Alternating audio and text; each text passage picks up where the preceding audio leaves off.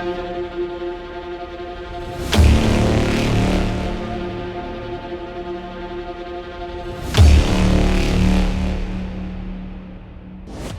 be a CASA volunteer, it takes commitment, diligence, objectivity, and passion. Training is 6 weeks long and involves both online and in-person work. It's not a job for everyone, so the question you have to ask yourself is, do you have what it takes? Welcome back to another week of CASA Superheroes, where we're following Nick and Shonda as they journey through the CASA training program to see if they have what it takes to become a CASA advocate.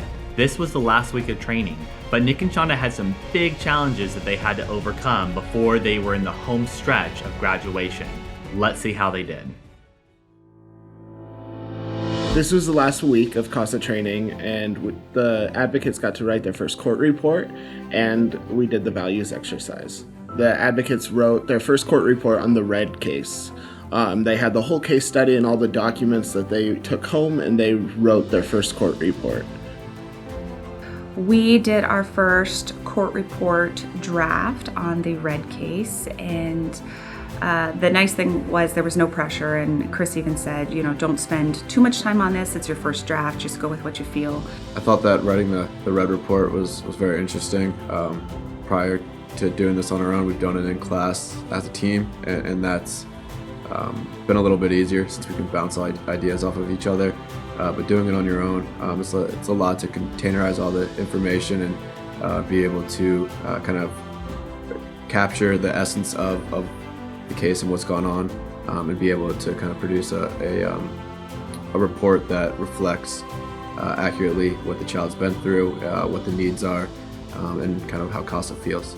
I did what I thought they wanted and what I thought was right, and so it was very interesting the night in class when we did a peer review, because I worked with another gal, Nell, and we compared our responses, and she did more of a bullet point and I did more of a narrative summary, and we discussed that neither is necessarily wrong, but just remembering that the judge is reading a lot of information and he wants it, or she wants and values our opinion, but kind of stick to the point. Definitely don't get too wordy, and I often do. So it was really nice to actually compare the two of these and see the difference in what we both liked in each other's and what we can improve on in the future. So it was really interesting.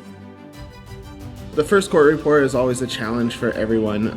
It's always a work in progress for all of our advocates. But I felt like the court reports we got were really well written, and there was a lot of info from that case study. And they did a really good job for that first draft of a court report. So this week we did a values exercise, and it looks at these 14 value statements that could be deemed as controversial or bring up some biases that some people might have. So we spread everyone out, and they filled out this paper, and then we mixed them up so they're not defending necessarily their point of view, but somebody's point of view. Doing the value assessment, I think it was evident that others may have different life experiences and viewpoints from your own. It doesn't really change the way we view each other, but also that kind of understand where we're coming from and what we look to get out of being a CASA ourselves, and how we want to make an impact, and what we feel are most important drivers to why we do this. So we did a values test where they handed out a sheet to everyone, and we filled out maybe 20 questions, and it went from strongly agree, disagree to strongly disagree. We filled ours out with no name, and then they scrambled them all together and passed out random ones, so you didn't know who you got. And then we were to go to the corners of where the posters were that say strongly agree, disagree, strongly disagree.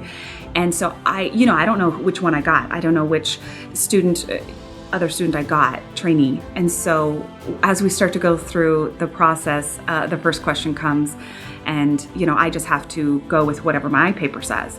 And I go to the corner, and then they ask us, why do you feel that way? Now, I might not feel that way, but I have to pretend I feel that way and fight this argument. This week when we did the values exercise, we were preparing in the office, and we decided to fill out one with extreme answers that necessarily might not be chosen by the participants in training.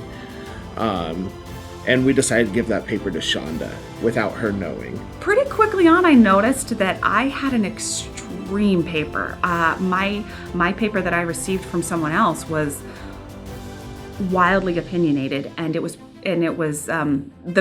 whoever had filled it out, it was all extreme, agree or extremely disagree, and it was nothing like I thought. And I, of course, immediately was like, who in the heck did this? Like, this is okay. Some of them I think were a little harder than others, but she really did well coming up with these arguments, and I think it helped the whole class through the discussions, having different viewpoints looked at.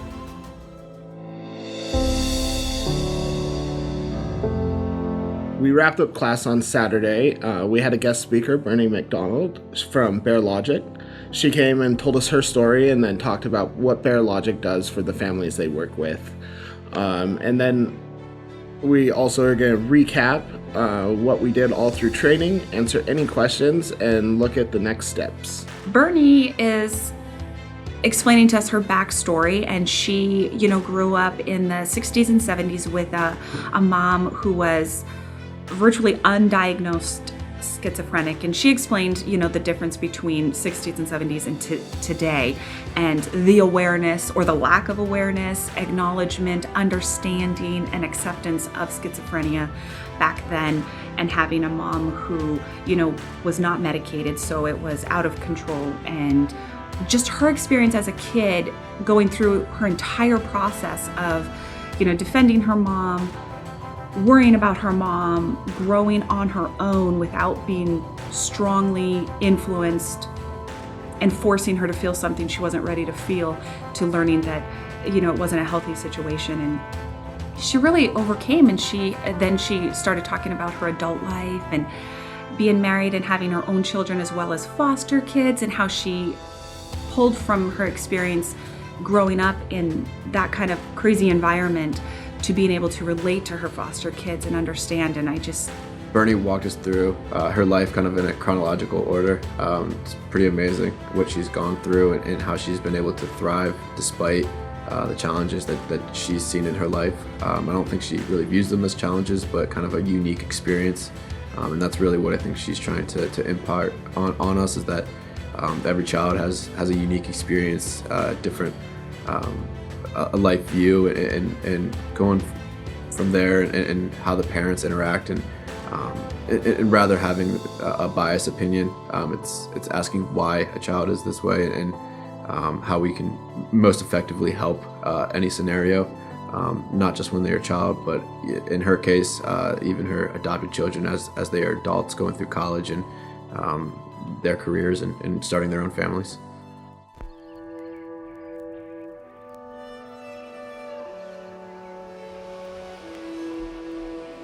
So we have graduation coming up on December 14th. But until then, we're going to be doing our post-training interviews with all the new advocates. We're going to talk about case issues that might trigger them, or things that they might want to avoid in a case. And then we're going to talk about preferences, if they have a preference for age they want to work with, or issues in a case that they feel like they could make an impact on. That's really that time for us to have conversations about what kind of case they want.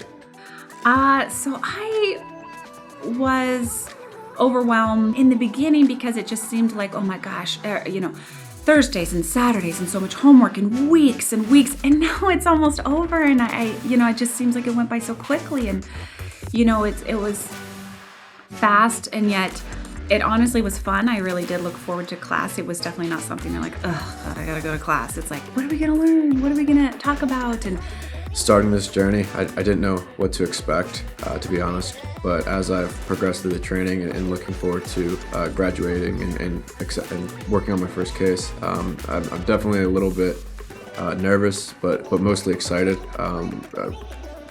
Excited to get sworn in, reconnect with the judges, but most importantly, step into a role as an actual CASA. I absolutely love that we're ending training with a real graduation, being sworn in by a judge to becoming an official court-appointed special advocate. It helps make this serious and important and not just something that you're like, oh yeah, I just chose to, do this one day. It's a big deal. And I love that it's ending on a graduation. You feel like you really accomplished something, and you did. You don't feel like it, you did do it. And you got through it and learned so much. And so I'm really looking forward to graduation. I love celebrating people's accolades. I love making a big deal out of things and accomplishments and making people feel special. So I'm excited. Throughout this year, I think we've all experienced a lot of changes. Myself, I've buying a new house, switching jobs, moving forward in my relationship personally. And I think that joining CASA and becoming a member of this team doing a good thing is kind of like the icing on the cake, just because I didn't really know what to expect when starting. But everyone's been so kind, supportive, and really just inspiring. So going through the training process and working with all these new individuals really kind of cemented the need and being someone to do this good work and try to go forward and be the best CASA I can. Wow, this has been quite a journey, and I'm sure that Nick and Shonda are ready to graduate and start on their first case. Tune in during the next couple weeks as we cover Nick and Shonda's post-training interviews and the graduation ceremony. See you then.